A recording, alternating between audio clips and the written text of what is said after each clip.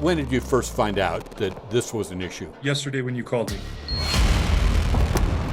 My first reaction was I was surprised. I could assure you that was not intentional. Uh-oh, something's amiss at the state capitol, and it's got a bunch of state officials scrambling. Lawmakers are supposed to make laws, not break them.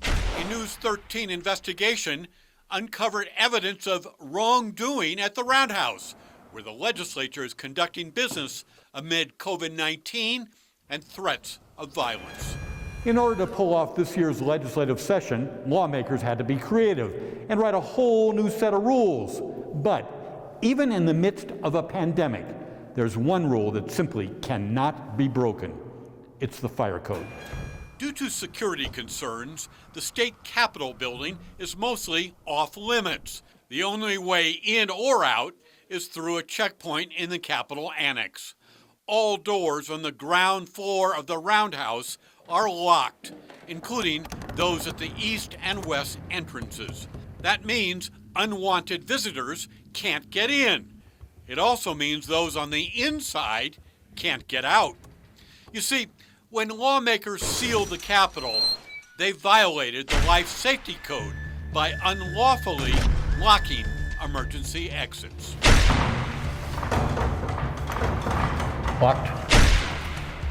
Locked. Locked. Locked. Any door marked with an illuminated exit sign is classified as an emergency exit and cannot be locked from the inside while the building is occupied. Last week, the fire alarm was triggered from a small electrical fire in the Capitol. There were a few people who went to the west side doors, tried to open them, realized that they were locked. Legislative Council Service Director Raul Burciaga oversees building security. I was advised that those doors were closed and some staff were not aware of that. The fire code is what keeps people alive and keeps people safe. Ray Torres is Deputy State Fire Marshal for Code Enforcement. Are there any circumstances where marked exit doors in a public building can be locked from the inside during normal business hours? No, there's no exceptions. When did you find out about this incident? I learned yesterday when we got a call from you. State Rep Brian Egoff is Speaker of the House. I called folks at Building Services to basically ask them to get to the bottom of it, ask them to correct the problem. What was the reason behind locking the doors in the Roundhouse? The glass doors were locked as a part of closing the building off to the public and also for security based on the recommendations of state police and Homeland Security.